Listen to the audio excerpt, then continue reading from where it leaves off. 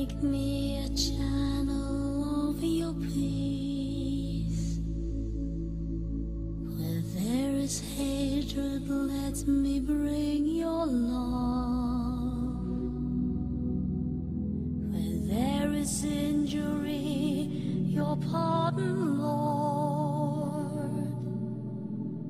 And where there's doubt, true faith in you. Make me a channel of your peace. Where there's despair in life, let me bring hope. Where there is darkness.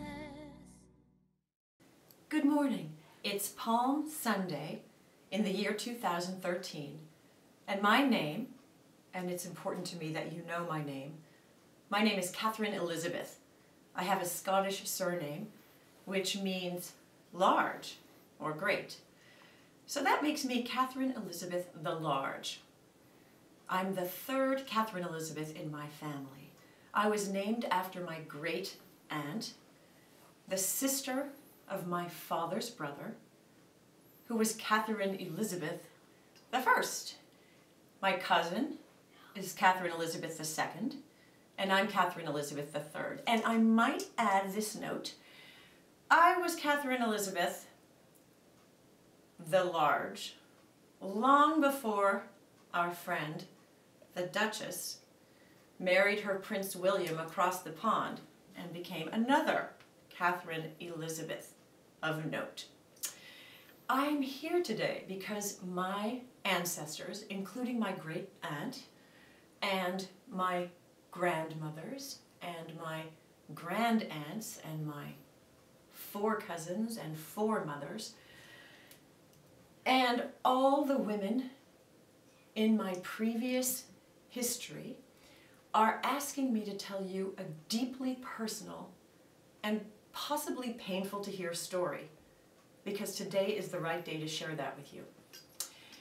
I want to tell you I am very lucky to be the mother of 3 fabulous, healthy, brilliant, charming, fun, and stubborn children.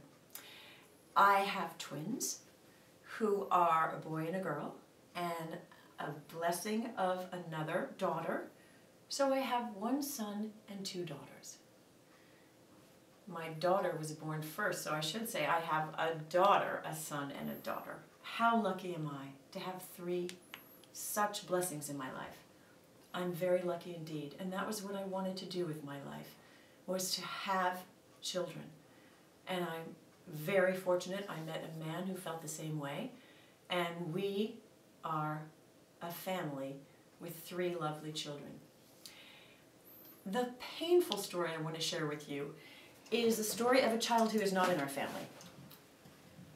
My first pregnancy, I went in for amniocentesis at around 17 or 18 weeks. I don't exactly recall. And during the amniocentesis procedure, we were told that it was discovered we had something called trisomy 13. In the amniocentesis, it was discovered that the fetus I was carrying had severe abnormalities. I was told that this particular trisomy, or 3 genes instead of the 2 normal genes, was number 13, and that trisomy 13 was not compatible with life. That's the phrase I was told. Not compatible with life. Not compatible with life. What does that mean? That means that the fetus will somehow not survive into life. So, my husband and I had to decide what to do, and it seemed obvious. We needed to release this fetus from my body so that I could live and have the chance to have other children. And believe me, we did not want this abortion. but it was medically necessary for me to survive. The fetus would never have walked one day around this earth. There are no trisomy 13s walking around on this earth. My husband and I were very lucky. Not too long afterwards, after more than a year, to get pregnant again. And we were looking forward to this little one. But we wanted to make sure that this little one was not another trisomy. So we had what's called chorionic villi sampling at 11 weeks instead of amniocentesis, which is around 17 weeks. We found out after the results of the chorionic villi sampling came in that we had another trisomy. It happens to people all the time. Severe abnormalities. This was a trisomy 18.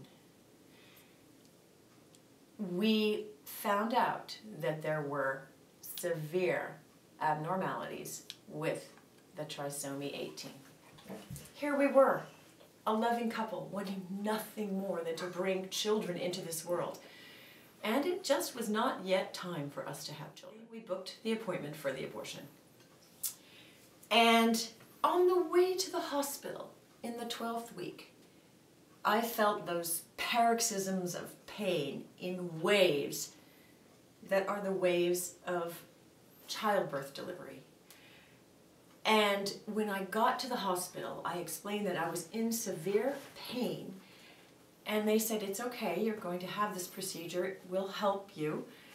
I went into the restroom to change, and I passed that fetus in the restroom.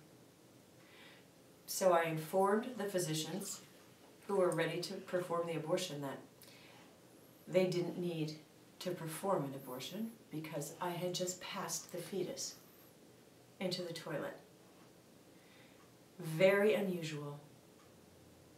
But looking back, that was the journey I was to take. After that, my husband and I were blessed with twins, a lovely daughter, and a wonderful son, and then a little while later, a second marvelous daughter. How lucky are we? And now we are very busy raising these 3 completely fantastic children, but we have not forgotten the journey that took us to these 3 children who we very much wanted. And that journey included an abortion and a miscarriage. The problem with the word abortion is its ugliness. It is a word that is fraught with all kinds of meaning. And it's a word that talks about an ending of life. I personally would prefer if we changed the term to release, because I released those 2 souls. I released them from my body and from my journey, and it was my choice.